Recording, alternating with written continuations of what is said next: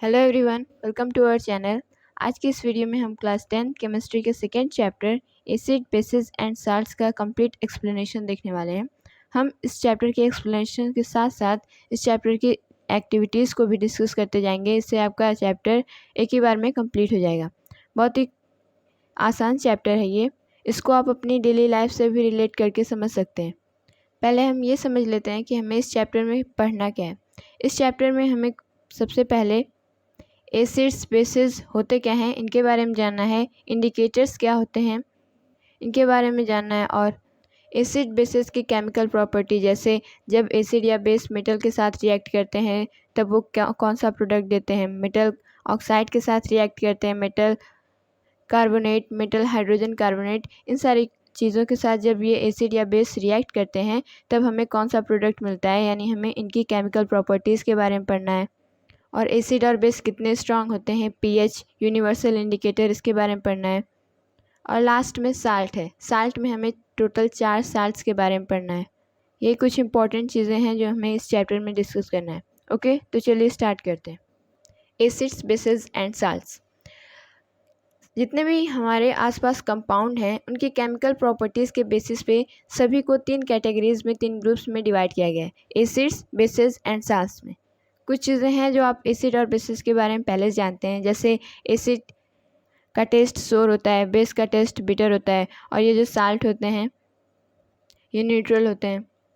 तो हमें इस चैप्टर में इन्हीं के बारे में पढ़ना है। तो इसको शुरू करने से पहले हम ये समझ लेते हैं कि इंडिकेटर क्या होता है। हम किसी भी चीज़ की एसिडिक या फिर बेसिक प्रॉपर्टी को टेस्ट करने के लिए इंडिकेटर्स का ही यूज़ करते हैं। तो इंडिकेटर्स होते क्या हैं, पहले हम ये समझ लेते हैं। इंडिकेटर्स की जो प्रॉपर डिफिनेशन है वो है special type of substances that are use to test whether a substance is acidic और बेसिक। ये एक तरह के सब्सटेंस होते हैं जो कि किसी भी चीज़ की एसिडिक या फिर बेसिक प्रॉपर्टी को टेस्ट करने के लिए, चेक करने के लिए यूज़ किए जाते हैं। ये किसी भी चीज़ में, चाहे वो एसिड हो या फिर बेस, उसमें डालने पर ये अपना कलर चेंज करके या फिर अपनी स्मेल चेंज करके ये बताते हैं कि जो सब्सटेंस है वो एसिडिक है या फिर बेसिक। कुछ इंडिकेटर्स के नाम आप जानते होंगे, जैसे लिटमस पेपर, ये बहुत ही कॉमन इंडिकेटर है। तो इंडिकेटर्स की कुछ टाइप होते हैं, जैसे कुछ इंडिकेटर्स नेचुरली प्रेजेंट होते हैं, कुछ सिंथेटिक यानी मैन मेड होते हैं। तो इसी बेसिस पे ये जो इंडिकेटर्स हैं इनको 3 पार्ट में कैटेगराइज्ड किया गया है। पहला है नेचुरल इंडिकेटर। नाम ही से समझ में आ रहा है कि ऐसे इंडिकेटर जो कि नेचुरली प्रेजेंट होते हैं, जैसे लिटमस पेपर। लिटमस पेपर एक तरह का नेचुरल इंडिकेटर होता है जिसका जो रियल कलर होता है वो होता है पर्पल, लेकिन आप जब भी लिटमस पेपर को अपनी लेबोरेटरी में देखते होंगे तो वो ब्लू या फिर रेड कलर का होता है। तो ऐसा इसलिए होता है क्योंकि हम अपनी सुविधा के लिए लिटमस पेपर का कलर चेंज कर देते हैं रेड या फिर ब्लू में, ताकि हम किसी भी सब्सटेंस की एसिडिक या फिर बेसिक कैरेक्टर को प्रॉपरली ढंग से टेस्ट कर सकें। तो नेचुरल इंडिकेटर्स की कुछ एग्जांपल हैं लिटमस पेपर, टर्मरिक, हल्दी, रेड कैबेज। सिंथेटिक इंडिकेटर्स में हैं जैसे फेनोल्फथैलीन और मिथाइल ऑरेंज, ये मैन मेड हैं। तीसरा है ऑल्फैक्टरी इंडिकेटर। ये भी एक तरह का नेचुरल इंडिकेटर भी होता है। ऑल्फैक्टरी मीन्स होता है रिलेटिंग टू स्मेल।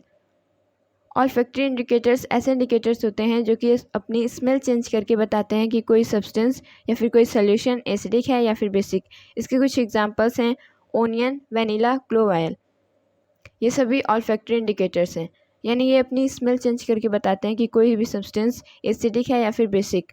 अब चलिए हम ये देख लेते हैं कि किस इंडिकेटर में कौन सा सब्सटेंस डालने पर वो कैसे चेंजेस शो करता है, यानी वो कैसे कलर में चेंज करता है। लिटमस पेपर आप जानते हैं कि जब इसे एसिड में डाला जाता है तब ये रेड कलर का हो जाता है, यानी जब ब्लू लिटमस मेनली 2 कलर में आता है, पहला ब्लू और दूसरा रेड। नेचुरली तो इसका कलर पर्पल कलर का होता है, लेकिन जब हम लिटमस पेपर को देखते हैं तो हमें ब्लू या रेड में अवेलेबल होता है। तो ये जो लिटमस पेपर होता है वो एसिड में रेड कलर का हो जाता है, यानी ब्लू लिटमस रेड में चेंज हो जाता है, और जब रेड लिटमस को बेस में डाला जाता है तब उसका कलर ब्लू में चेंज हो जाता है। और अगर हम आपसे पूछें कि अगर रेड लिटमस को एसिड में डाला जाए तब क्या हो, तो जब हम रेड लिटमस को एसिड में डालेंगे तो उसमें कोई भी चेंजिंग नहीं आएगी। जैसे हम किसी कागज़ को पानी में डालते हैं तो जैसे वो गीला हो जाता है, ठीक वैसे लिटमस पेपर के केस में भी होगा। वो सिर्फ गीला हो जाएगा, यानी लेकिन उसमें कोई चेंजिंग नहीं आएगी। लिटमस पेपर एक तरह का नेचुरल इंडिकेटर होता है और ये एक पर्पल डाई होता है जो कि एक प्लांट होता है लिचेन, वहाँ से एक्सट्रैक्ट किया जाता है। याद रखिएगा, लिटमस एसिड में रेड कलर देता है और बेस में ब्लू कलर। अब अगला इंडिकेटर है टर्मरिक। टर्मरिक हल्दी, आप सभी जानते हैं। टर्मरिक एक तरह का नेचुरल इंडिकेटर रहता है। ये होता है येलो कलर का है और ये जब एसिड में इसको डाला जाता है तब इसमें कोई चेंजिंग नहीं आती, यानी वो येलो कलर का ही रहता है, उसमें कोई चेंजिंग नहीं आती। लेकिन जैसे इसको बेस में डाला जाता है तब इसका कलर चेंज हो जाता है और ये रेडिश ब्राउन कलर का हो जाता है। कभी कभी होता है कि खाना खाते वक्त हमारे कपड़ों पे जब खाना गिर जाता है तो वहाँ पे हल्दी के निशान आ जाते हैं और जब उससे क्लीन करने के लिए सोप का यूज़ किया जाता है तब वो रेडिश ब्राउन कलर का हो जाता है। ऐसा इसलिए होता है कि जो टर्मरिक होता है वो बेसिक कलर में, ये जो सोप होता है या फिर डिटर्जेंट पाउडर, ये बेसिक इन नेचर होते हैं, यानी ये बेसिक प्रॉपर्टी को शो करते हैं। और टर्मरिक एक तरह का नेचुरल इंडिकेटर होता है, तो जब इस पर बेस डाला जाता है तब ये रेडिश ब्राउन कलर का कलर देते हैं।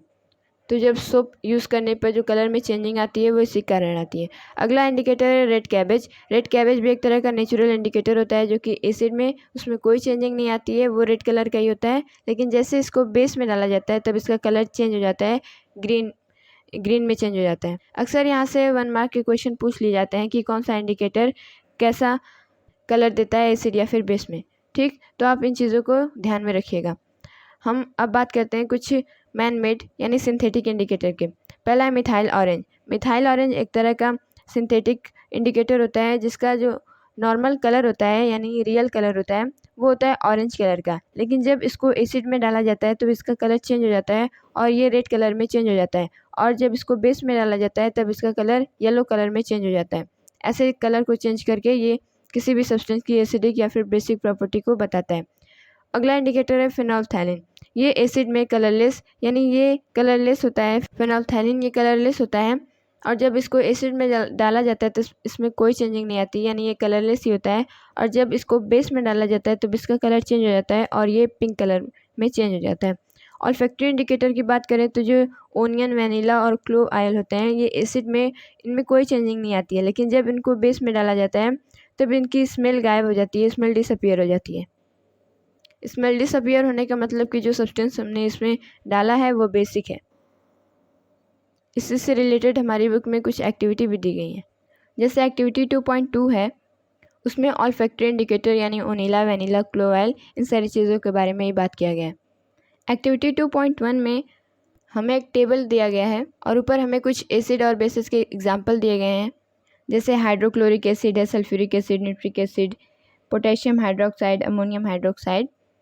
इनमें से कुछ एसिड्स हैं, कुछ बेस हैं। तो हमें टेबल में ये फिल करना है कि किस सब्सटेंस में कौन सा इंडिकेटर डालने पे वो कौन सा कलर देता है। तो जो इन्फॉर्मेशन आपने यहाँ पे पढ़ी उसकी हेल्प से आप ये टेबल फिल अप कर सकते हैं। ओके, अब आइए समझते हैं एसिड्स होते क्या हैं। Acids, the term acid had derived from Latin word acidus which means सोर। एसिड जो वर्ड होता है वो एक लैटिन वर्ड है एसिडस, यहाँ से ये डिराइव किया गया है, जिसका मतलब होता है सोर यानी खट्टा। एसिड्स सोर इन टेस्ट होते हैं, यानी इनका टेस्ट खट्टा होता है।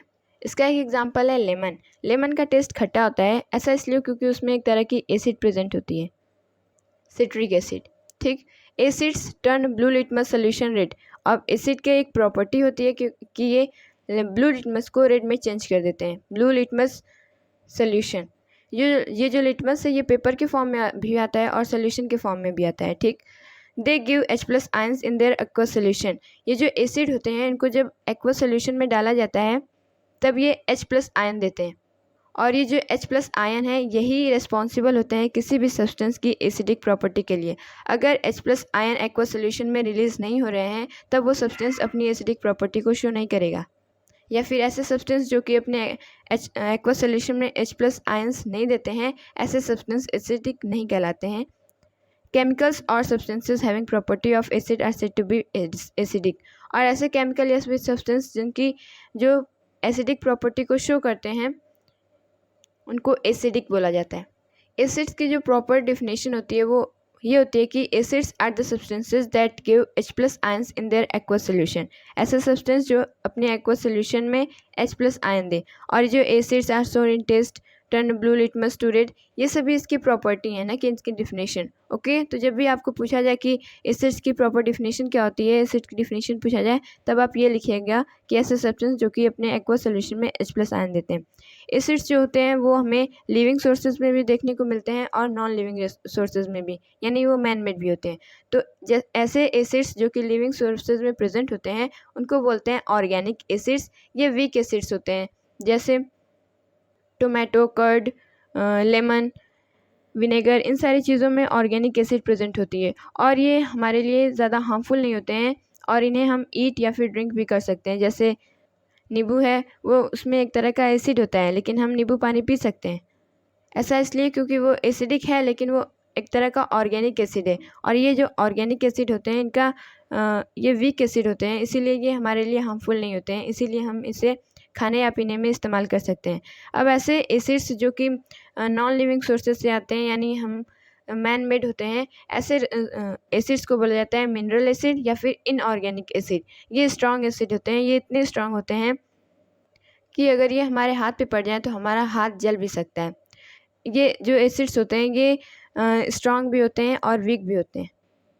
तो ऐसे एसिड्स जो कि अपने एक्वस सोल्यूशन में कम्प्लीटली आयनाइज्ड हो जाते हैं और लार्ज अमाउंट में H+ आयन रिलीज़ करते हैं, प्रोड्यूस करते हैं, ऐसे एसिड्स को बोला जाता है स्ट्रॉन्ग एसिड्स। अब कम्प्लीटली आयोनाइज्ड होने का मतलब क्या है? तो हमने आपको बताया कि जो एसिड्स होते हैं वो अपने एक्वस सोल्यूशन में H+ आयन देते हैं। तो ये जो H+ आयन इसलिए देते हैं क्योंकि जब इनको वाटर में या फिर एक्वस सोल्यूशन में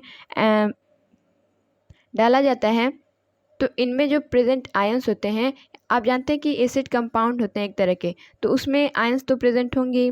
तो जो ये आयंस होते हैं वो एक्वस सोल्यूशन में जाने के बाद सेपरेट होने लगते हैं और सभी एसिड्स में कॉमन होता है कि उसमें H+ आयन प्रेजेंट होते हैं। तो जब ये आयन सेपरेट होते हैं तो H+ आयन अलग हो जाता है और उसमें जो दूसरा आयन होता है वो अलग हो जाता है। और यही जब H+ आयन ऐसे एसिड्स के जो कि अपने एक्वस सोल्यूशन में कम्प्लीटली आयनाइज्ड हो जाते हैं, यानी उसमें जितना H+ आयन होता है सब रिलीज़ हो जाता है और ये लार्ज अमाउंट में H+ आयन रिलीज़ करते हैं। ऐसे एसिड को बोला जाता है स्ट्रॉन्ग एसिड। और जो ये स्ट्रॉन्ग एसिड होती हैं उनमें H+ आयन का कंसनट्रेशन बहुत ज़्यादा होता है। फॉर एग्ज़ाम्पल हम किसी स्ट्रॉन्ग एसिड का एग्जाम्पल लेते हैं। मान लीजिए HCl है। जब इसको वाटर में ऐड किया जाता है, यानी जब इसका एक्वस सोल्यूशन बनाया जाता है, एक्वस सोल्यूशन, तब इसमें जो आयंस प्रेजेंट होते हैं वो सेपरेट हो जाते हैं, यानी ये पॉजिटिव होता है, ये नेगेटिव होता है। तो इसमें H+ आयन अलग हो जाता है और प्लस में क्लोरीन आयन Cl- ये अलग हो जाता है। ऐसे एक और एग्जांपल लें, जैसे H2SO4 सल्फ्यूरिक एसिड। जब इसको एक्वस सोल्यूशन बनाया जाता है जब इसका, तब ये हमें H+ आयन और प्लस में SO4 ऊपर 2- ये आयन, ये दोनों सेपरेट हो जाते हैं। ऐसे ही हमें सभी एसिड्स में देखने को मिलते हैं, यानी उसमें H+ आयन जो होता है वो कॉमन होता है। सभी एसिड्स में H+ आयन रिलीज होते ही होते हैं और यही रिस्पॉन्सिबल होता है किसी भी सब्सटेंस की एसिडिक प्रॉपर्टी के लिए। अब समझ लेते हैं वीक एसिड क्या होता है।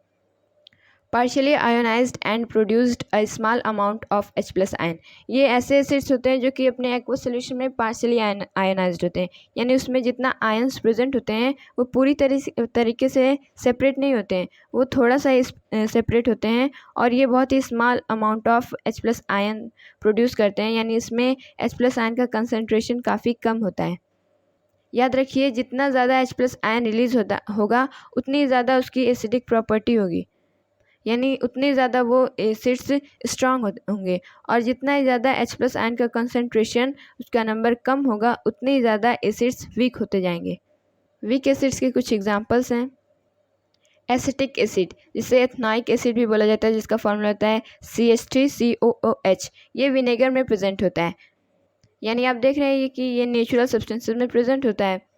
तो ये वीक एसिड होते हैं, हम जानते हैं कि ऑर्गेनिक एसिड होते हैं। ऐसे कुछ एग्जांपल हैं, जैसे टोमेटो में प्रेजेंट होता है ऑक्सैलिक एसिड। यहाँ से भी 1 मार्क के क्वेश्चन पूछ लिए जाते हैं, अक्सर पूछ लिया जाता है कि फॉर एग्जांपल ऑक्सैलिक एसिड किस में पाई जाती है। ऑप्शन दे दिया लेमन, टोमेटो, ऐसे करके। तो ये जो छोटी छोटी चीज़ें हैं आप इसे भी ध्यान में रखिएगा। ठीक, सिट्रिक एसिड है, ये लेमन या फिर ऑरेंज में प्रेजेंट होती है। लैक्टिक कच्चा आम यानी मैंगो में भी सिट्रिक एसिड पाई जाती है। लैक्टिक एसिड ये कर्ड में प्रेजेंट होता है। टार्ट्रिक एसिड टैमरिंड में प्रेजेंट होता है यानी इमली में प्रेजेंट होती है ये एसिड। कार्बोनिक एसिड है, ऐसे कुछ वीक एसिड के एग्जांपल हैं जैसे सल्फरस एसिड H2SO3। अब कुछ ऐसे भी एसिड्स हैं जो कि एनिमल्स और प्लांट्स में पाए जाते हैं। जैसे एनिमल्स में पाया जाता है फॉर्मिक एसिड।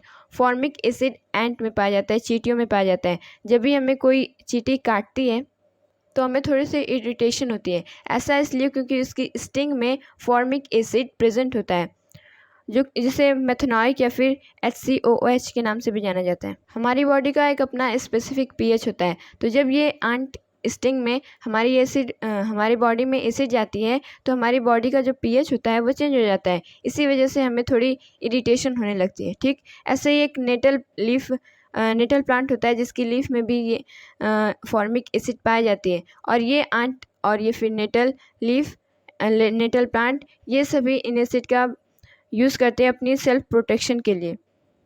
ठीक, तो ये थी एसिड्स के बारे में कुछ ज़रूरी चीज़ें। अब हम ये देख लेते हैं कि इनके यूजेस क्या होते हैं। तो जो मिनरल एसिड्स होते हैं यानी मैन मेड एसिड्स, उनके इंडस्ट्री में कुछ यूजेस होते हैं। जैसे सल्फ्यूरिक एसिड है, इसको फर्टिलाइज़र जैसे ammonium sulphate, paints, dyes, chemicals, plastic, synthetic fibres, detergents, explosive, car batteries, इन सारी चीज़ों को बनाने के लिए यूज़ किया जाता है। तो आप एक तरह से ये भी कह सकते हैं कि एसिड हमारे लिए बहुत इंपॉर्टेंट होते हैं, चाहे वो मैन मेड हो या फिर वो नेचुरल यानी ऑर्गेनिक एसिड्स हों। हमारी डेली लाइफ में इनका बहुत इंपॉर्टेंट रोल होता है। ऐसे ही कुछ है नाइट्रिक एसिड HNO3, ये भी फर्टिलाइज़र बनाने में यूज़ किया जाता है। एक्सप्लोजिव, डाइज, प्लास्टिक, ये सारी चीज़ें बनाने में यूज़ किया जाता है। और एक है hydrochloric acid. Hydrochloric acid steel object में जो ऑक्साइड की लेयर जम जाती है उसको रिमूव करने के लिए यूज़ किया जाता है। Removing scale deposit from inside boilers उनमें डिपॉजिट्स होते हैं, उनको रिमूव करने के लिए यूज़ किया जाता है। Dye, stuff, textile, food and leather industry, इन सारी चीज़ों में इसका यूज़ किया जाता है। तो यूजेस भी आप ध्यान में रखिएगा, अक्सर इससे क्वेश्चन कम ही पूछे जाते हैं लेकिन। तो ये सारी चीज़ें थी एसिड्स के बारे में। अब आइए जानते हैं बेसिस क्या होते हैं। Bases, bitter in taste and soapy in touch. ये जो बेसिस होते हैं इनका जो टेस्ट होता है वो कड़वा होता है और ये टच करने पे सोपी जैसे लगते हैं। जैसे सोप है, साबुन, वो भी एक तरह का बेस ही होता है। ऐसे जो हमारा टूथपेस्ट होता है ये भी उसमें भी वो भी बेस ही होता है। ऐसे भी बहुत सारी चीज़ें हैं। Turn red litmus solution blue, और इसकी प्रॉपर्टी होती है कि ये रेड लिटमस को ब्लू में चेंज कर देते हैं। अगर हम आपसे पूछें कि ये जो लिटमस का कलर चेंज हो रहा है ये केमिकल रिएक्शन है या फिर फिजिकल, कौन सा रिएक्शन है, तो आप देख रहे हैं इसमें कलर में चेंजिंग आ रही है। तो ये चेंज इन कलर एक कैरेक्टरिस्टिक होता है केमिकल रिएक्शन का। तो ये जो कलर चेंज हो रहा है लिटमस पेपर का, ये एक तरह का केमिकल रिएक्शन है। एक बार इससे भी क्वेश्चन पूछा गया था कि जो कलर चेंज होता है लिटमस पेपर का एसिड या फिर बेस में डालने में, वो केमिकल रिएक्शन होता है या फिर फिजिकल रिएक्शन। तो हम जानते हैं कि चेंज इन कलर एक कैरेक्टरिस्टिक होता है केमिकल रिएक्शन का। तो ये जो लिटमस पेपर में चेंजिंग होती है किसी भी सब्सटेंस में डालने पे, वो एक तरह से केमिकल रिएक्शन ही होता है। ठीक, गिव OH माइनस आयंस यानी hydroxide ions in aqueous solution. और ये जो बेसिस होते हैं ऐसे सब्सटेंस होते हैं, the substances that give hydroxide ions in their aqueous solution are called bases. ऐसे सब्सटेंसेज जो अपने एक्वस सोल्यूशन में OH माइनस आयंस यानी हाइड्रोक्साइड आयंस देते हैं, ऐसे सब्सटेंसेस को बोला जाता है बेसिस। जैसे H+ आयंस रिस्पॉन्सिबल था किसी भी सब्सटेंस की एसिडिक प्रॉपर्टी के लिए, वैसे जो बेसिस होते हैं वो जो OH माइनस हाइड्रोक्साइड आयंस होते हैं ये रिस्पॉन्सिबल होते हैं किसी भी सब्सटेंस की बेसिक प्रॉपर्टी के लिए। और ऐसे केमिकल या सब्सटेंस जिसके पास ये बेसिस की प्रॉपर्टी होते हैं उसे बेसिक बोला जाता है। अब बेसिस भी स्ट्रॉन्ग और वीक होते हैं। स्ट्रॉन्ग बेसिस के कुछ एग्जांपल हैं sodium hydroxide NaOH, potassium hydroxide, calcium hydroxide. अब स्ट्रॉन्ग बेसिस क्या होते हैं इसकी भी डिफिनेशन यही होगी कि the basis which are completely ionized in their aqueous solution and give a large amount of OH minus ions in their aqueous solution are called strong bases। और जो partially ionized होते हैं अच्छी तरीके से आयोनाइज्ड नहीं होते हैं उनको बोला जाता है वीक एसिड। वीक एसिड का आपकी बुक में एक ही एग्जाम्पल दिया गया है, अमोनियम हाइड्रोक्साइड NH4OH। अब बेसिस के भी कुछ एग्जाम्पल्स देख लेते हैं। सोडियम हाइड्रोक्साइड NaOH जो कि एक तरह का बेस होता है, उसको soap manufacture, paper, synthetic fibre जैसे रेयॉन, इन सारी चीज़ों को बनाने के लिए यूज़ किया जाता है। तो जो सोप होता है उसमें जो बेस होता है वो होता है सोडियम हाइड्रोक्साइड।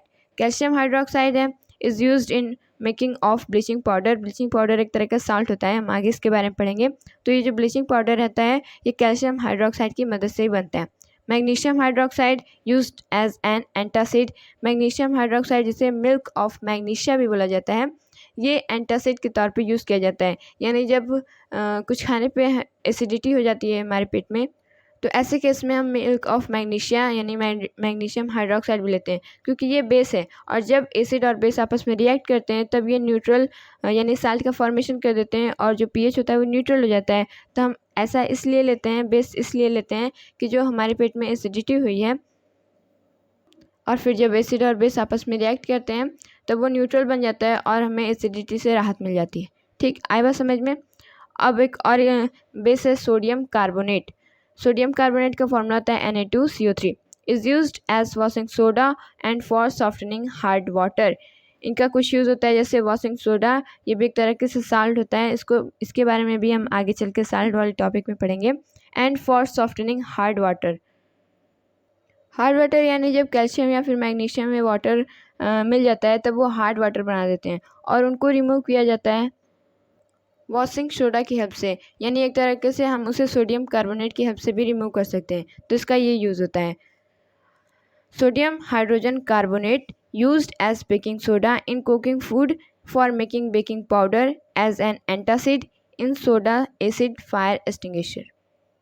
और ये जो सोडियम हाइड्रोजन कार्बोनेट होता है जिसे सोडियम बाइकार्बोनेट भी बोला जाता है, ये बेकिंग सोडा जो कि फूड में यूज़ किए जाते हैं उसमें उसको बनाने में यूज़ किया जाता है, या फिर बेकिंग पाउडर जिसे हम एंटा एसिड के तौर पे यूज़ करते हैं, इसके लिए भी यूज़ किया जाता है बनाने के लिए। और ये जो फायर एक्सटिंग्विशर होते हैं, आग को बुझाने के लिए होते हैं, उसमें भी सोडियम हाइड्रोजन कार्बोनेट का यूज़ किया जाता है। तो यहाँ तक हमने सारी चीज़ें समझ ली हैं कि एसिड किसे कहते हैं, बेस किसे कहते हैं। यानी चैप्टर के इंट्रोडक्शन में जो सारी चीज़ें हमें पढ़नी थी एसिड और बेस के बारे में, इंडिकेटर के बारे में, वो सारी चीज़ें हम कंप्लीट कर चुके हैं। अब हमें एसिड और बेसिस की केमिकल प्रॉपर्टी के बारे में पढ़ना है, तो आगे बढ़ते हैं। तो हमारी बुक में जो एक्टिविटी 2.3 है यहीं से शुरू होती है एसिड और बेस की केमिकल प्रॉपर्टी। तो इसमें हमें ये देखना है कि जब एसिड और बेस मेटल के साथ रिएक्ट करते हैं तो वो कौन सा प्रोडक्ट हमें देते हैं। ठीक, तो पहले हम एक्टिविटी को समझते हैं। हमें एक टेस्ट ट्यूब लेना है जिसमें हमें जिंक के कुछ ग्रैनुअल्स लेने थे।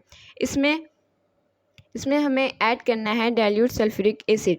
जब हम जिंक ग्रैनुअल्स में डाइल्यूट सल्फ्यूरिक एसिड डालते हैं तो इसमें कुछ रिएक्शन होता है और इसमें कुछ बबल का फॉर्मेशन होता है जो कि ये शो करता है कि इसमें कोई गैस बन रही है। तो जब हम इस गैस को डिलीवरी ट्यूब की हेल्प से एक सोप सोल्यूशन में ले जाते हैं, सोप सोल्यूशन में ले जाते क्यों हैं, ऐसा इसलिए कि उसमें जो बबल्स बनते हैं उनको हम चेक कर सकें कि ये कौन सी गैस है।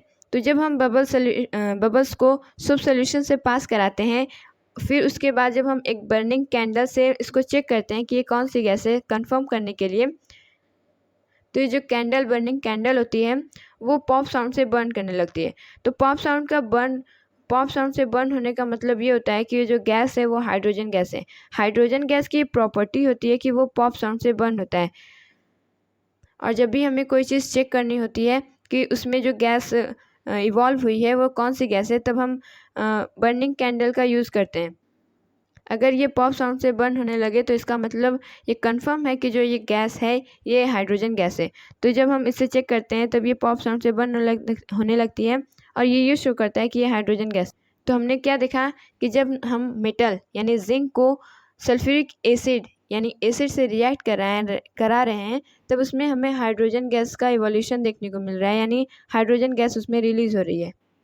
तो पहली प्रॉपर्टी है एसिड की कि जब ये मेटल से रिएक्ट करते हैं तब ये हाइड्रोजन गैस प्रोड्यूस करते हैं।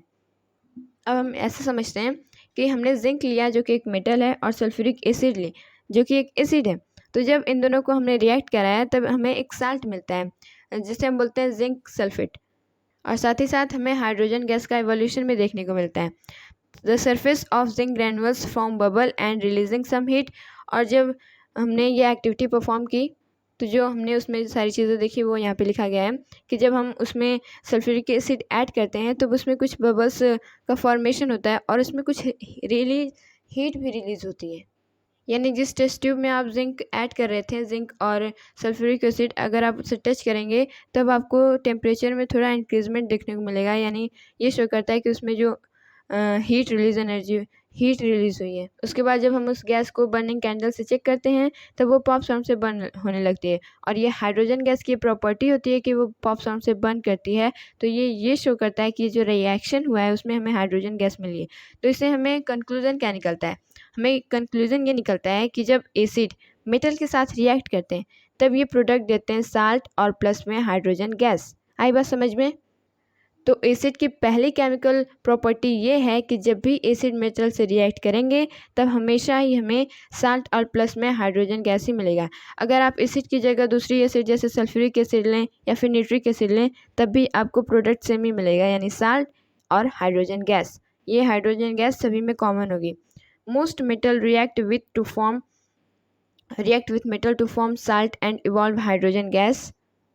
अधिकतर जो मेटल होते हैं वो एसिड के साथ रिएक्ट करते हैं, अधिकतर जो एसिड होती हैं वो मेटल के साथ रिएक्ट करती हैं साल्ट और प्लस में हाइड्रोजन गैस बनाने के लिए। लेकिन सारी चीज़ों में हमें यही कॉमन मिलेगा कि जो हाइड्रोजन गैस होती है वो सब में कॉमन होती है, सब में रिलीज होती है। एक्टिव मेटल एक टर्म आया होगा आपकी बुक में। एक्टिव मेटल किसे कहते हैं? Those metals that can replace hydrogen. ऐसे मेटल्स जो हाइड्रोजन को रिप्लेस कर सकें। जैसे यहाँ पे जिंक है, जब इसमें रिएक्शन हुआ तो ये हाइड्रोजन को रिप्लेस करके सल्फेट के साथ एक नया प्रोडक्ट बनाता है, जिंक सल्फेट। तो यही बात यहाँ पे कही गई है कि ऐसे मेटल्स जो कि हाइड्रोजन को रिप्लेस कर सके, ऐसे मेटल्स को बोला जाता है एक्टिव मेटल। ऐसे छोटी छोटी चीज़ें आप ध्यान में रखिएगा, एक्टिव मेटल किसे कहते हैं। ठीक, तो ये जो जिंक है ये एक तरह का एक्टिव मेटल है। अब एक्टिविटी 2.4 पे आते हैं। एक्टिविटी 2.4 में भी हमें यही सारी चीज़ें करने को बोला गया है, लेकिन हमने उसमें एसिड लिया था, इसमें हमें बेस लेना है। बेस में क्या लेना है? हमें सोडियम हाइड्रोक्साइड लेना है। ठीक, तब हम इसमें क्या देखते हैं कि जब जिंक और सोडियम हाइड्रोक्साइड आपस में रिएक्शन करते हैं तब ये फॉर्मेशन करता है सोडियम जिंकेट का, Na2ZnO2। और इसमें भी हमें हाइड्रोजन गैस का इवोल्यूशन देखने को मिलता है। तो कंक्लूजन क्या निकला कि जब बेस मेटल के साथ रिएक्ट करेंगे तब हमें मिलेगा साल्ट और प्लस में hydrogen gas. All the metals do not react with bases to form salt and hydrogen gas. लेकिन ये भी बात इंपॉर्टेंट है कि सभी मेटल्स जो होते हैं वो बेसिस के साथ रिएक्ट नहीं करते हैं, कुछ ही बेसिस के साथ रिएक्ट करते हैं ये मेटल्स साल्ट और हाइड्रोजन गैस प्रोड्यूस करने के लिए। तो जो पहला टॉपिक था how do acids and bases react with metal, उसमें हमें ये सारी चीज़ें पढ़नी थी। तो आपको जो दो चीज़ें याद रखनी है वो ये कि जब एसिड या फिर बेस मेटल के साथ रिएक्ट करेंगे तब वो साल्ट और प्लस में हाइड्रोजन गैस देंगे। और आप ये जिंक और सल्फ्यूरिक एसिड, सोडियम हाइड्रोक्साइड, इसके एग्जाम्पल भी याद किए रहेगा, क्योंकि अक्सर क्वेश्चन पूछा जाता है कि व्हेन एसिड एंड मेटल या फिर base and metal react what will be the product formed.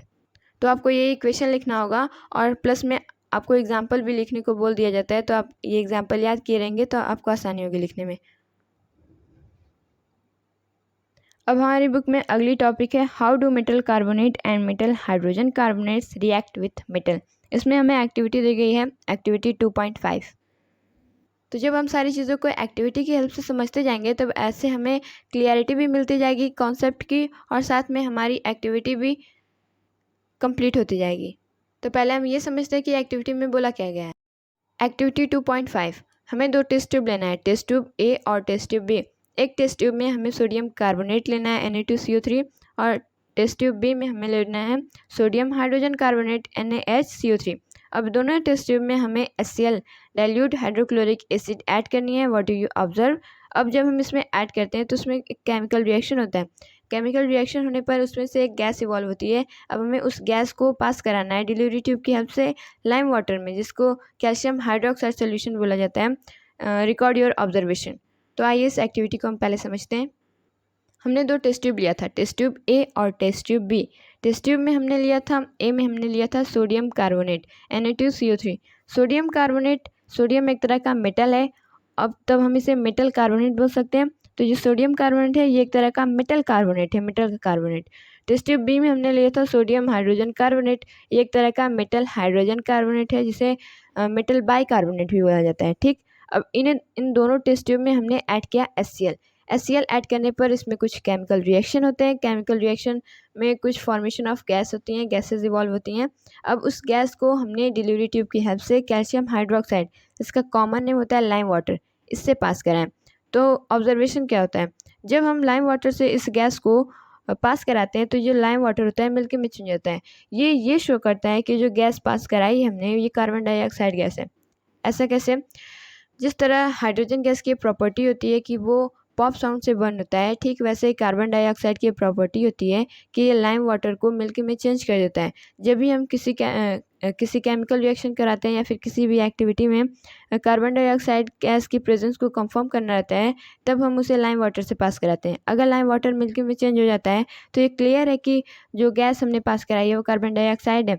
लेकिन अगर नहीं होता है तो वो कार्बन डाइऑक्साइड गैस नहीं है, कोई और गैस है। तो इसको यूज़ किया जाता है कार्बन डाइऑक्साइड की प्रेजेंस को कंफर्म करने के लिए। ओके, तो ऐसा इसमें एक्टिविटी में क्या हुआ वो हम समझते हैं। टेस्ट ट्यूब ए में हमने क्या लिया था, सोडियम कार्बोनेट Na2CO3 और उसमें हमने ऐड किया HCl।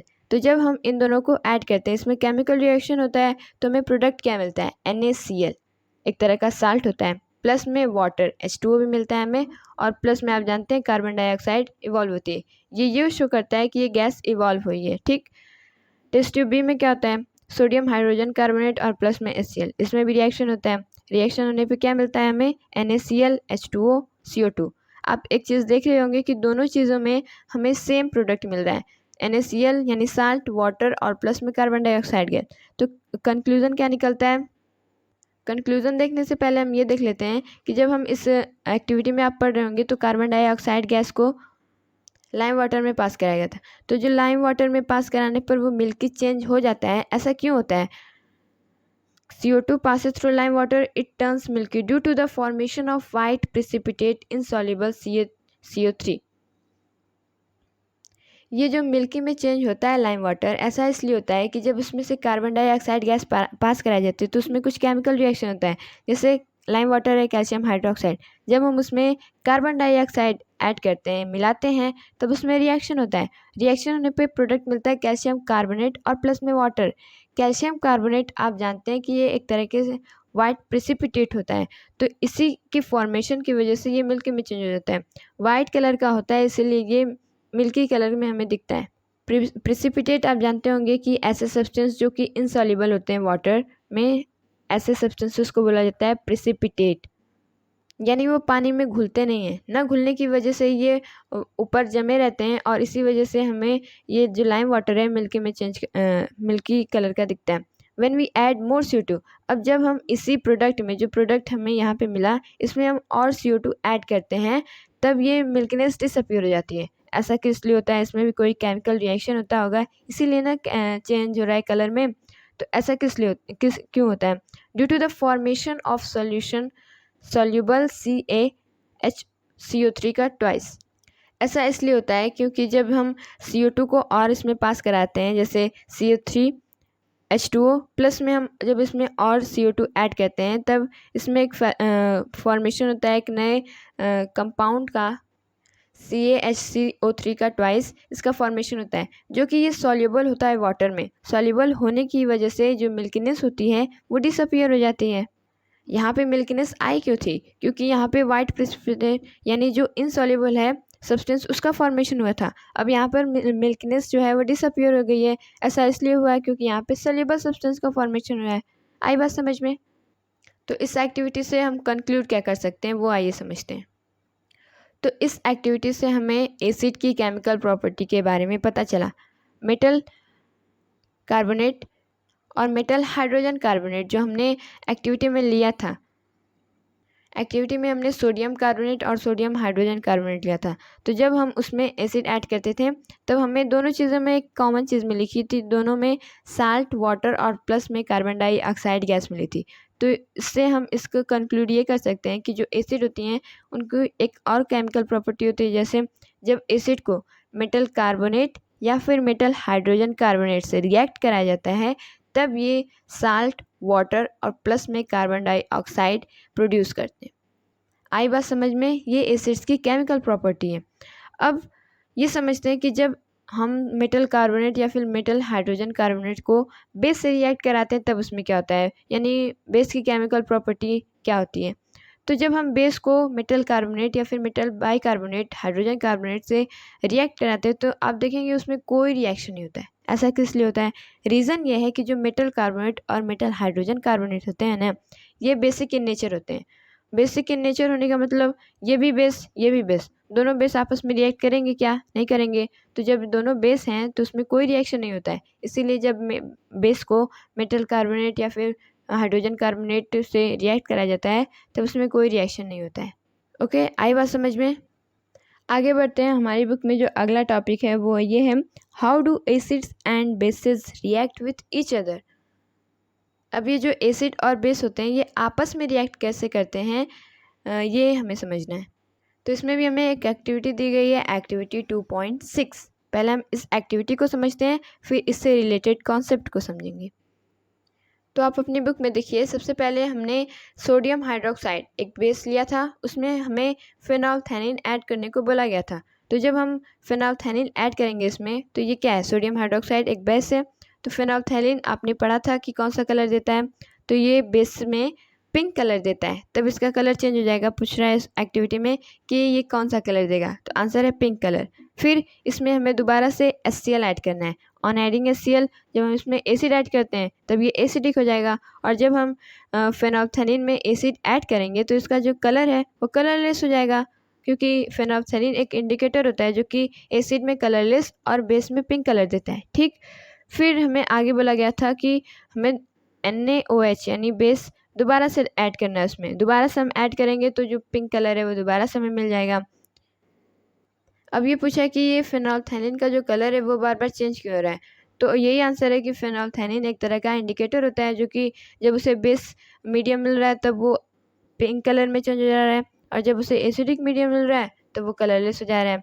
ठीक, अब हम इसमें जो रिएक्शन हुआ है जब सोडियम हाइड्रोक्साइड को HCl से ऐड किया गया है, उस रिएक्शन के बारे में पहले समझते हैं।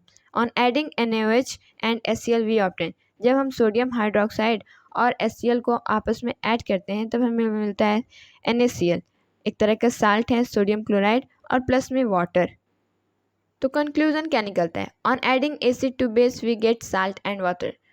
कंक्लूजन ये निकलता है एक्टिविटी 2.6 से कि जब हम एसिड में यानी HCl में बेस डालते हैं तब हमें प्रोडक्ट मिलता है साल्ट और प्लस में वाटर।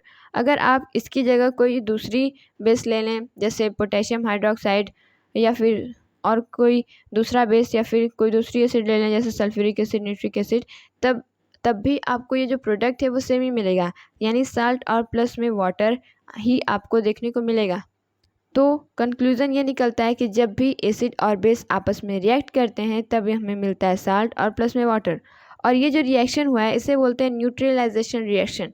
ऐसा रिएक्शन जो the reaction between acid and base, जब एसिड और बेस के बीच में रिएक्शन होता है to give salt and plus में वाटर, ऐसे रिएक्शन को बोला जाता है न्यूट्रलाइजेशन रिएक्शन। पूछा जाता है कि name the type of reaction when acid react with base, तो ऐसा कौन सा टाइप होगा जब एसिड और बेस आपस में रिएक्ट करेंगे, तो आंसर है न्यूट्रलाइजेशन रिएक्शन। ठीक, तो आई होप आपको ये एक्टिविटी समझ में आई होगी। अगली एक्टिविटी है हमारी एक्टिविटी 2.7। हमें टॉपिक कौन सी पढ़नी है, reaction of metallic oxides with acids. जब एसिड के साथ मेटेलिक ऑक्साइड रिएक्ट करेंगे तो हमें क्या मिलता है, कौन सा प्रोडक्ट देखने को मिलता है। तो हम पहले एक्टिविटी को समझते हैं। एक्टिविटी में हमें एक बीकर में कॉपर ऑक्साइड लेना है और उसमें हाइड्रोक्लोरिक एसिड ऐड करनी है। ठीक, तो इसमें भी कुछ केमिकल रिएक्शन देखने को हमें मिलेगा जिसमें इसका कलर चेंज हो जाता है, और हमसे पूछा गया है कि जो कलर है वो कैसा है, और जब हम कॉपर ऑक्साइड में एसिड ऐड करते हैं तो कॉपर ऑक्साइड में क्या चेंजिंग आती है। ठीक, तो इसे हम समझते हैं। कॉपर ऑक्साइड है प्लस में HCl है, जब ये दोनों आपस में रिएक्ट करते हैं तो प्रोडक्ट मिलता है कॉपर क्लोराइड और प्लस में वाटर। ये जो कॉपर ऑक्साइड होता है ये ब्लैक कलर का होता है। आपने फर्स्ट चैप्टर में पढ़ा होगा एक्टिविटी 1.1 में 1.1 में कि जो कॉपर होता है जब हम उसे एयर में बर्न करते हैं तब वो ऑक्सीजन के साथ रिएक्ट करके कॉपर ऑक्साइड का फॉर्मेशन करता है ना, तो वो कलर क्या था, ब्लैक कलर। तो ये कॉपर ऑक्साइड होता है वो ब्लैक कलर का होता है। जब इसमें हम एसिड ऐड करते हैं तब इसमें जो नया प्रोडक्ट बनता है कॉपर क्लोराइड वो ब्लूइश ग्रीन कलर का होता है और प्लस में हमें वाटर भी मिलता है। तो इसमें हमें केमिकल रिएक्शन की कौन सी कैरेक्टरिस्टिक देखने को मिल रही है, तो आंसर ये है कि चेंज इन कलर, यानी जो ब्लैक कलर है वो चेंज हो जाता है ब्लूइश ग्रीन कलर में। अब आप ध्यान दें कि जो कॉपर क्लोराइड है ये एक तरह का साल्ट होता है। This is same as acid and bases reaction. तो ये जो रिएक्शन है उसमें हमें क्या मिला, जब एसिड जब ये दोनों आपस में रिएक्ट करते हैं तब हमें मिलता है साल्ट और प्लस में वाटर। तो ये हमें किस केस में मिलता है, ये हमें तब मिलता था जब बेस और एसिड आपस में रिएक्ट करते थे। तो ये क्या शो कर रहा है कि जो एसिड है वो बेस के साथ जब रिएक्ट करेगा तभी हमें मिलेगा साल्ट और प्लस में वाटर। तो ये जो कॉपर ऑक्साइड है ये शो कर रहा है कि ये बेसिक इन नेचर है। तो आपको ये बता दें कि जो मेटल ऑक्साइड्स होते हैं जैसे copper oxide, magnesium oxide, zinc oxide, ये सारे मेटल के ऑक्साइड होते हैं वो बेसिक इन नेचर होते हैं, यानी वो बेसिक प्रॉपर्टी को शो करते हैं। तो जब इनको एसिड के साथ रिएक्ट कराया जाएगा तो जाहिर सी बात है कि इसमें साल्ट और प्लस में वाटर देखने को मिलेगा। ठीक, तो ये एक आप याद रखिएगा इंपॉर्टेंट पॉइंट है कि सारे metal oxides basic in nature होते हैं और जो नॉन मेटेलिक ऑक्साइड जैसे carbon dioxide, sulphur dioxide, nitrogen dioxide, ये सारी चीज़ें नॉन मेटेलिक ऑक्साइड जो होते हैं वो एसिडिक इन नेचर होते हैं। आई बात समझ में? तो अक्सर ये क्वेश्चन पूछ लिया जाता है कि metal oxides are in nature, तो आंसर होगा basic in nature. Non metallic oxides are in nature acidic in nature. इसका एक एग्जांपल है कैल्शियम हाइड्रोक्साइड जब कार्बन डाइऑक्साइड से रिएक्ट करता है तब ये देता है कैल्शियम कार्बोनेट और प्लस में वाटर। ये भी आप देखें तो एक तरीके से साल्ट ही होता है, लाइमस्टोन। ठीक, ये एक तरह का साल्ट होता है। तो साल्ट और प्लस में वाटर मिल रहा है हमें और ये जो हमने लिया ये बेस है। तो ये क्या शो कर रहा है कि जो कार्बन डाइऑक्साइड है ये एक तरीके से एसिड है। ठीक, आई बात समझ में? ऐसे एक और एग्जांपल है सल्फर डाइऑक्साइड प्लस में NaOH बेस। ये बेस है, हमने लिया सल्फर डाइऑक्साइड, जब हम इसको दोनों को रिएक्ट कराएंगे तब हमें मिलता है साल्ट NaSO3 और प्लस में वाटर। तब ये क्लियर है कि जो सल्फर डाइऑक्साइड है ये एक एसिड है, ये एसिड की तरह वर्क कर रहा है। तो कंक्लूजन क्या निकलता है इस एक्टिविटी से? जितनी भी सारी एक्टिविटी हैं वो ऐसे ही नहीं दी गई हैं, सभी का कोई ना कोई ऑब्जर्वेशन है, कोई ना कोई कंक्लूजन है, कोई ना कोई उसमें कॉन्सेप्ट छुपा होता है। इसीलिए आप एक्टिविटीज़ को निगलेक्ट मत किया कीजिए। मोस्टली क्वेश्चंस एक्टिविटीज़ से ही रिलेटेड होते हैं। आई बात समझ में? तो जो कंक्लूज़न है वो है मेटल ऑक्साइड यानी कार्बन जो हमने कॉपर ऑक्साइड लिया था, मेटल ऑक्साइड प्लस में HCl जब ये आपस में रिएक्ट करेंगे तब हमें प्रोडक्ट मिलेगा साल्ट और प्लस में वाटर। अब एक और कंक्लूज़न आप लिख सकते हैं कि जब metal non metallic oxide react करेंगे बेस से तब भी हमें मिलेगा साल्ट और प्लस में वाटर। ये सेम कैसे है? ये सेम ऐसे है कि जब एसिड और बेस आपस में रिएक्ट करते हैं तब वो साल्ट और वाटर देते हैं। ठीक ऐसे ही जब मेटल ऑक्साइड और एसिड या फिर मेटल नॉन मेटेलिक ऑक्साइड और बेस आपस में रिएक्ट करते हैं तो वो साल्ट और प्लस में वाटर देते हैं। तो आप ये एक तरह से कह सकते हैं कि जो रिएक्शन हुआ है ये भी एक तरीके से न्यूट्रलाइजेशन रिएक्शन ही है। न्यूट्रलाइजेशन रिएक्शन हमने आपको बताया था कि ऐसा रिएक्शन जो एसिड और बेस में होता है साल्ट और प्लस में वाटर देने के लिए, ऐसे रिएक्शन को बोला जाता है न्यूट्रलाइजेशन रिएक्शन। ठीक, this process is an exothermic reaction. और आप ये भी याद रखिएगा कि जब एसिड और बेस को आपस में रिएक्ट कराया जाता है तो जो उसमें रिएक्शन होता है वो एक्सोथर्मिक रिएक्शन होता है, यानी उसमें टेम्परेचर इंक्रीज होता है। अगर आपसे पूछे न्यूट्रलाइजेशन रिएक्शन होता है क्या, एग्जाम्पल के साथ बताइएगा, तब आप इसको डिफिनेशन साथ में लिख लीजिएगा और प्लस में कुछ एग्जांपल जैसे जो एक्टिविटी में आपने पढ़ा वो भी आप लिख सकते हैं, या फिर सोडियम हाइड्रोक्साइड प्लस में HCl NaCl प्लस में वाटर, या फिर सल्फ्यूरिक एसिड प्लस में पोटेशियम हाइड्रोक्साइड K2SO4 प्लस में वाटर। ऐसे एग्जांपल के साथ आप अगर अपने क्वेश्चन को एक्सप्रेस करेंगे तब उससे एग्जामिनर पे अच्छा इंप्रेशन जाता है। तो आप एग्जांपल्स लिखना मत भूला कीजिए। ठीक, एक और चीज़ याद रखिएगा कि जब स्ट्रॉन्ग एसिड और वीक बेस, एसिड और बेस जब आप आपस में रिएक्ट करते हैं तब आप जानते हैं कि साल्ट और प्लस में वाटर मिलता है। लेकिन इसमें एक और चीज़ छुपी हुई है कि जब स्ट्रॉन्ग एसिड जैसे HCl है, सल्फ्यूरिक एसिड है, ये जब वीक बेस से रिएक्ट करते हैं तो जो साल्ट प्रोड्यूस होता है ना वो एसिडिक इन नेचर होता है और प्लस में वाटर मिलता है। और जब वीक एसिड और प्लस में स्ट्रॉन्ग बेस होता है तब हमें मिलता है बेसिक साल्ट। जो साल्ट होता है वो बेसिक इन नेचर होता है। फिर जब स्ट्रॉन्ग एसिड और स्ट्रॉन्ग बेस या फिर वीक बेस वीक एसिड यानी दोनों ही स्ट्रांग हो या फिर दोनों वीक हो तब हमें न्यूट्रल साल्ट मिलता है, जैसे NaCl है। ठीक, आई बात समझ में? आई होप आपको यहाँ तक की सारी बातें समझ में आई होंगी। आगे बढ़ते हैं। अगला टॉपिक है हमारा why do all acids and all basis have in common. इसमें भी हमें एक्टिविटी दी गई है, activity 2.8। All acids contain hydrogen and acid is a substance which deassociate on dissolving in water to produce hydrogen ion H plus aqueous solution ions. It is the presence of ion which give an acid its acidic property. तो हमें इसमें ये समझना है कि acid और base में common क्या होती हैं। तो कॉमन आप ये बता सकते हैं कि जो एसिड और बेस होते हैं दोनों में एक चीज़ कॉमन होती है कि दोनों अपने एक्वस सोल्यूशन में आयन रिलीज करते हैं। डिफरेंस सिर्फ इतना है कि जो एसिड होते हैं वो अपने एक्वस सोल्यूशन में H+ आयन देते हैं और ये जो बेस होते हैं वे अपने एसिडिक बेसिक सोल्यूशन में OH- आयन देते हैं। ठीक, तो ये जो डिसोसिएशन यानी आपकी बुक में एक टर्म दिया होगा आयोनाइजेशन या फिर डिसोसिएशन, इससे क्या बोलते हैं, ये होता क्या है? तो ये जो होता है ना ये सेपरेशन ऑफ आयन होता है। जैसे हम एसिड को हमने आपको बताया कि जब एसिड या फिर बेस को हम एक्वा सोल्यूशन में डालते हैं तब ये इसका जो आयन्स होता है वो सेपरेट हो जाते हैं, अलग अलग आयन्स सेपरेट हो जाते हैं। तो ये जो सेपरेशन ऑफ आयन्स होता है इसी को बोला जाता है डिसोसिएशन। ठीक, एग्जाम्पल है जैसे HCl को जब हम एक्वा सोल्यूशन में लेते हैं तो हमें मिलता है H+ और प्लस में क्लोरीन, तो इसमें क्या हो रहा है, आयन का सेपरेशन हो रहा है। ऐसे ही जब हम सल्फ्यूरिक एसिड को डालते हैं तब हमें अलग अलग आयन्स मिलते हैं, यानी पॉजिटिव अलग हो जाता है, निगेटिव अलग हो जाता है। ऐसे कुछ एग्जाम्पल्स हैं।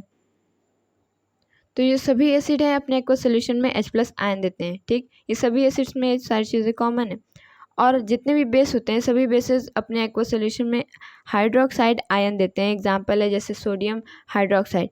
इसको जब हम एक्वा सोल्यूशन में डालते हैं, एक्वा सोल्यूशन में डालना आप ऐसे भी डिनोट कर सकते हैं, यानी रिएक्टेंट की साइड आप AQ भी लिख सकते हैं या फिर आप जो एरो है उस पर वाटर लिख के भी ये डिनोट कर सकते हैं। दोनों का मतलब ये है कि इसको एक्वा सोल्यूशन में बनाया जा रहा है। ठीक, तो जब हम सोडियम हाइड्रोक्साइड को डालते हैं तब इसमें भी सेपरेशन ऑफ आयंस देखने को मिलता है, डिसोसिएशन देखने को मिलता है, Na+ अलग हो जाता है और OH- आयंस अलग हो जाता है। सभी बेसिस में ये जो OH- आयन है ये सेपरेट होते हैं और यही रिस्पॉन्सिबल होते हैं किसी भी सब्सटेंस की बेसिक प्रॉपर्टी के लिए।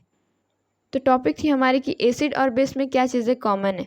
तो आप ये बता सकते हैं कि जब एसिड हो या फिर बेस, जब ये दोनों मेटल से रिएक्ट करते हैं तब एक चीज़ कॉमन होती है कि दोनों में हाइड्रोजन गैस की इवोल्यूशन देखने को मिलती है।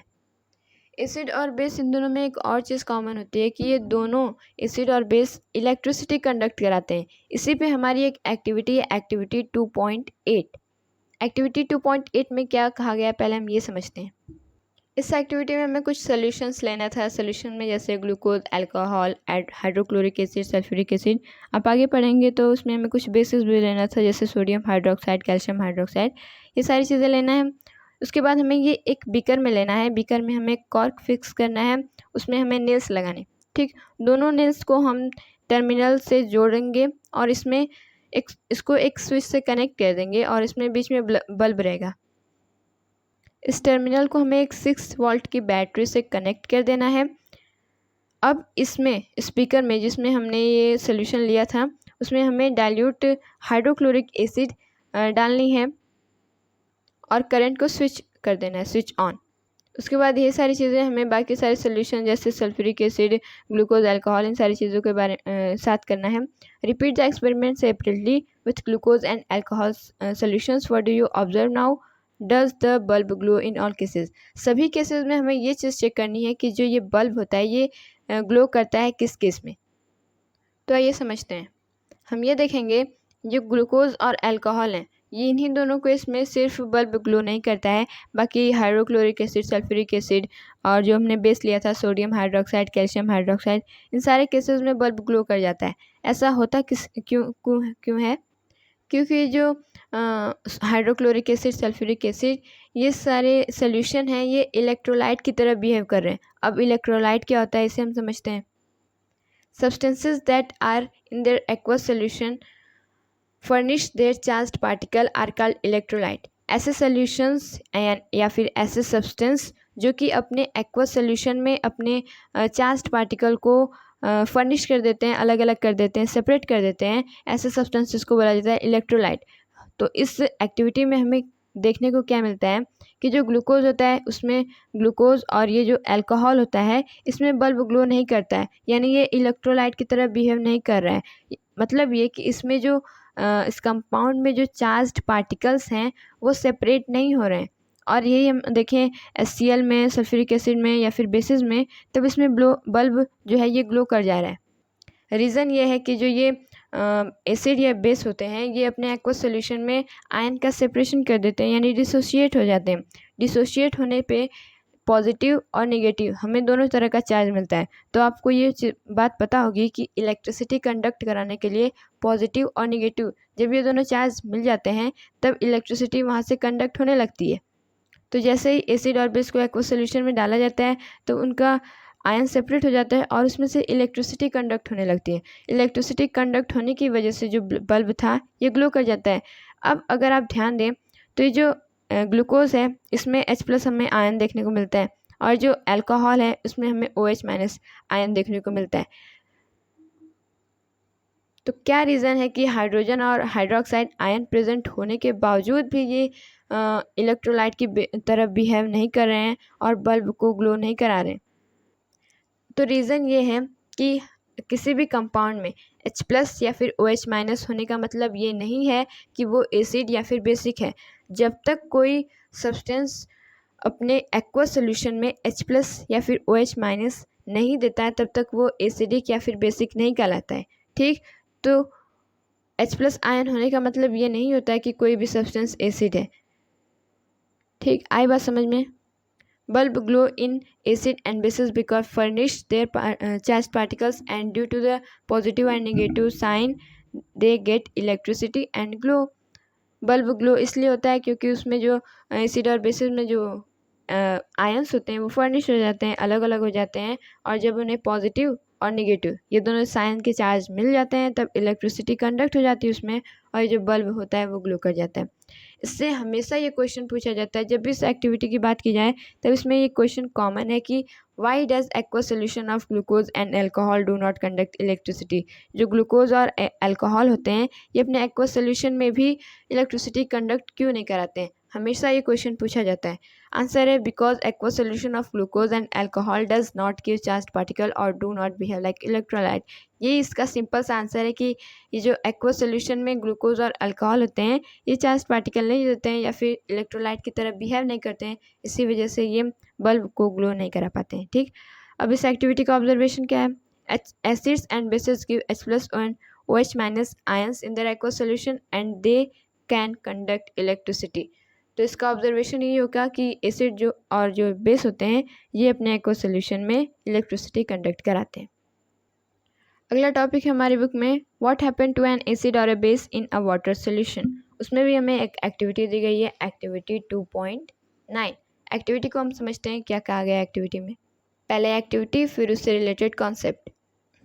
हमें एक टेस्ट ट्यूब लेना है जिसमें हमें सॉलिड NaCl लेना है, वो भी क्लीन और ड्राई टेस्ट ट्यूब में, उसमें ज़रा सा भी मॉइस्चर नहीं होना चाहिए। अब इस NaCl में हमें कंसनट्रेटेड सल्फ्यूरिक एसिड ऐड करने। आपने ध्यान दिया होगा कि इससे पहले जितने भी हमने एक्टिविटी पढ़ी जिसमें हमने एसिड या फिर बेस का यूज़ किया उसमें हमने डाइल्यूटेड फॉर्म में लिया, लेकिन इसमें हमने कंसनट्रेटेड सल्फ्यूरिक एसिड लिया है। तो कंसनट्रेटेड होने की वजह से जो इसमें रिएक्शन होगा वो हाईली एक्सोथर्मिक होगा। ठीक, what do you observe, is there a gas coming out of a delivery. जब हम इन दोनों को रिएक्ट कराते हैं तो क्या उसमें से कोई डिलीवरी ट्यूब में से कोई गैस इवॉल्व होती है? तो गैस इवॉल्व होती है उसमें, लेकिन जब हम उसको ब्लू लिटमस से पहले हम ड्राई ब्लू लिटमस फिर उसके बाद हम ब्लू लिटमस पेपर से, अरे पहले हम रेड लिटमस से और फिर ब्लू लिटमस से, सॉरी पहले हम ड्राई ब्लू लिटमस लेंगे फिर उसके बाद हम वेट ब्लू लिटमस लेंगे, दोनों से हम बारी बारी से चेक करेंगे। ठीक, जो गैस इवॉल्व हुई है। In which case does the litmus change colour, किस केस में जो लिटमस पेपर है ड्राई या फिर मॉइस्चर, किस केस में इसका कलर चेंज हुआ है On the basis of above activity, what do you infer about the acidic character of dry HCl gas HCl solution? अब हमें इस एक्टिविटी के बेसिस पे ये बताना है कि जो ड्राई HCl गैस होती है और HCl सोल्यूशन होता है, इनकी प्रॉपर्टी क्या होता है, एसिडिक कैरेक्टर के बारे में बताना है। ठीक, तो होता क्या है, पहले हम ये समझते हैं। हमने क्या लिया था, NaCl, और उसमें हमने एसिड ऐड की थी H2SO4। जब हम इसमें एसिड ऐड करते हैं तो उसमें कुछ रिएक्शन होता है जिसमें हमें मिलता है Na2SO4, और प्लस में जो गैस इवॉल्व होती है वो होती है हाइड्रोक्लोरिक गैस होती है ये HCl पासेस थ्रू। फिर जब हम इसको डिलीवरी ट्यूब से पास कराते हैं और जब हम इसको ड्राई और मॉइस्ट लिटमस पेपर से चेक करते हैं तब क्या होता है, जब ये ड्राई लिटमस से पास किया जाता है तो उसमें कोई चेंजिंग नहीं आती है। चेंजिंग क्यों नहीं आती है ये भी हम डिस्कस करेंगे। लेकिन जब हम इसे मॉइस्ट लिटमस में डालते हैं तब इसका कलर चेंज हो जाता है, यानी ये रेड कलर में चेंज हो जाता है। तो जो लिटमस पेपर ये रेड कलर में, ब्लू लिटमस पेपर कब चेंज हो जाता है, जब इसे एसिड सोल्यूशन मिलता है। और HCl क्या होता है, एसिड होता है। तो क्या रीज़न है कि ये ड्राई लिटमस में कोई चेंजिंग नहीं आई है और मॉइस्ट लिटमस में रेड कलर में चेंज हो गया। तो हमने आपको बताया था कि जो किसी भी सब्सटेंस की एसिडिक या बेसिक प्रॉपर्टी होती है, उसके लिए रिस्पॉन्सिबल होते हैं उसके चार्ज्ड पार्टिकल यानी H+ और OH- आयंस। तो जो हमने टेस्ट ट्यूब लिया था वो भी हमने ड्राई लिया था, और जो लिटमस पेपर है वो भी हमने ड्राई लिया है। तो इसमें इसको कहीं भी मॉइस्चर नहीं मिलेगा, कहीं भी वाटर नहीं मिलेगा एसिड को यानी HCl को। तो जब इसको वाटर नहीं मिलेगा तब इसका एक्वस सोल्यूशन नहीं बनेगा। जब इसका एक्वस सोल्यूशन नहीं बनेगा तो इसमें से H+ आयंस रिलीज़ नहीं होंगे। H+ आयंस अगर रिलीज़ नहीं होंगे तो सिंपल है कि उसमें जो चार्ज पार्टिकल होते हैं यानी H+ आयन है वो रिलीज़ नहीं होगा। अब जब H+ आयन नहीं रिलीज़ होगा तो कोई सब्सटेंस एसिडिक प्रॉपर्टी नहीं शो करेगा। जब एसिडिक प्रॉपर्टी नहीं शो करता है तभी इसमें कोई चेंजिंग नहीं आती है। आई बात समझ में? कंक्लूजन क्या निकला, acid and basis only show their acidic and basic property in their aqueous solution. Conclusion simple सा यही है कि जब एसिड या फिर बेस होते हैं ये अपनी एसिडिक या फिर बेसिक प्रॉपर्टी अपने एक्वस सॉल्यूशन में ही शो करते हैं। एक्वस सॉल्यूशन में इसलिए शो करते हैं कि जो एसिड होते हैं अपने एक्वस सॉल्यूशन में H+ आयन देते हैं। H+ आयन रिस्पॉन्सिबल होता है किसी भी सब्सटेंस की एसिडिक प्रॉपर्टी के लिए, और जो बेस होते हैं वो अपने एक्वस सोल्यूशन में OH- देते हैं, और यही OH- आयन रिस्पॉन्सिबल होता है किसी भी सब्सटेंस की बेसिक प्रॉपर्टी के लिए। आई बात समझ में? What is the function of calcium chloride present in the guard cell? आपने एक्टिविटी में ये ध्यान दिया होगा कि नीचे एक गार्ड सेल प्रेजेंट है, ऐसा क्यों, वो वहाँ पे उसका फंक्शन क्या है? तो ये जो गार्ड सेल होते हैं ना, ये हाइड्रोस्कोपिक इन नेचर होते हैं, यानी इनका ये फंक्शन होता है कि ये मॉइस्चर को एब्जॉर्ब करते हैं। मॉइस्चर को एब्जॉर्ब करने के लिए आप जानते हैं इसलिए लिया गया था कि ये जो एक्टिविटी है प्रॉपर ढंग से हो सके। ठीक, तो इसका फंक्शन ये होता है कि ये मॉइस्चर को एब्जॉर्ब करता है। आगे बढ़ते हैं। उसके बाद हमारी इसकी लास्ट एक्टिविटी है एक्टिविटी 2.10। एक्टिविटी 2.10 में हमें वाटर में कंसनट्रेटेड हाइड्रोक्लोरिक एसिड लेनी है। उसके बाद अपने ऑब्जर्वेशन बताने हैं कि क्या उसमें टेम्परेचर में चेंजिंग आई है या फिर ये प्रोसेस कौन सी है, एक्सोथर्मिक या फिर इंडोथर्मिक। तो इस एक्टिविटी को समझने से पहले हम एक चीज़ ये समझ लेते हैं कि जो हाइड्रोजन आयंस होते हैं वो स्टेबल नहीं होते हैं। तो ये जो जब इनका एक्वा सोल्यूशन बनाया जाता है यानी वाटर से रिएक्ट कराया जाता है, वाटर मिलाया जाता है इसमें, तो जो वाटर में प्रेजेंट ऑक्सीजन होता है उसके साथ ये मिल जाता है और बना देता है hydronium ion H3O+ in their aqua solution. तो जब भी आप देखें H+ प्लस में वाटर, तो इसमें हाइड्रोनियम आयन बनता है। एसिड जो होते हैं, मान लीजिए कोई एग्जांपल लिया जैसे हमने HCl, ये अपने एक्वा सोल्यूशन में H3O+ आयन देते हैं। यहाँ पर अगर H+ आयन लिखा है तब भी उसका मतलब सेम है, या फिर H3O+ आयन लिखा है तब भी उसका मतलब सेम ही है। ये भी एसिडिक प्रॉपर्टी के लिए रिस्पॉन्सिबल होता है, और जो H+ आयन होते हैं वो भी एसिडिक प्रॉपर्टी के लिए रिस्पॉन्सिबल होते हैं। तो आप कन्फ्यूज़ मत होइएगा। ठीक, बेस का तो कॉमन ही है कि हाइड्रोक्साइड आयन देते हैं। ये जो हाइड्रोक्साइड होते हैं ना, ये स्टेबल होते हैं, इसीलिए ये वाटर में प्रेजेंट ऑक्सीजन या फिर किसी के साथ रिएक्ट नहीं करते हैं, और ये जो इनका रियल एग्जिस्टेंस होता है ये उसी में रहते हैं। H2SO4 एक्वा सोल्यूशन में देता है H+ आयन, प्लस में SO4 2-, Na हाइड्रोक्साइड यानी बेस देता है अपने एक्वा सोल्यूशन में Na+ OH-। और ये डाइल्यूटिंग एसिड या फिर बेस जो होती है प्रोसेस, ये हाईली एक्सोथर्मिक होती है। इसी बेसिस पे हमारी ये एक्टिविटी दी गई थी। एडिंग वाटर टू एसिड में कॉज, जब हम एसिड में वाटर ऐड करते हैं, यानी एसिड मान लीजिए किसी बीकर में प्रेजेंट है, जब उसमें वाटर ऐड करते हैं तब क्या होता है, मिक्सचर टू स्प्लिश आउट। ये इतनी हाईली एक्सोथर्मिक प्रोसेस होती है कि जिसमें मिक्सचर होता है वो बाहर निकल जाता है, स्प्लिश आउट हो जाता है, और ये इतना पावरफुल रिएक्शन होता है कि जो ग्लास कंटेनर है उसको भी ब्रेक कर देता है। इसीलिए ये रॉन्ग मेथड है। जो सही मेथड होता है एसिड को डाइल्यूट करने का, वो होता है वाटर में आप एसिड डालें, और एसिड डालते वक्त फिर ध्यान रखें, एक बार उसको स्टिर करना रहता है, हिलाना रहता है, फिर थोड़ी एसिड डालनी रहती है, ऐसे करके, ठीक। तो the process of dissolving an acid और a base in water is a highly exothermic one.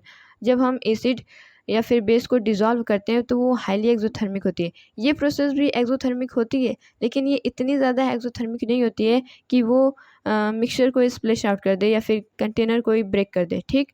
दोनों ही प्रोसेस एक्सोथर्मिक होती हैं, बस डिफरेंस ये है कि ये हाईली एक्सोथर्मिक होती है, ये एक्सोथर्मिक होती है। मिक्सिंग एन एसिड और a base with water result in decreasing in concentration of ions. और जब भी हम एसिड या फिर बेस को डाइल्यूट करते हैं तो उनका कंसनट्रेशन जो होता है H+ आयन, हाइड्रोनियम आयन या फिर OH- आयन का, उनका कंसनट्रेशन डिक्रीज़ होने लगता है पर यूनिट वॉल्यूम से। तो डाइल्यूशन में यही होता है कि जो आयंस होते हैं वो उनका कंसनट्रेशन डिक्रीज़ होने लगता है। Such a process is called dilution and acid and base is said to be diluted. और इसी प्रोसेस को बोला जाता है डाइल्यूशन ऑफ एसिड और फिर बेस। और जो एसिड या बेस डाइल्यूट हुए हैं उनको बोला जाता है डाइल्यूटेड। डाइल्यूशन के समय जो आयंस होते हैं वो डिक्रीज़ हो जाते हैं।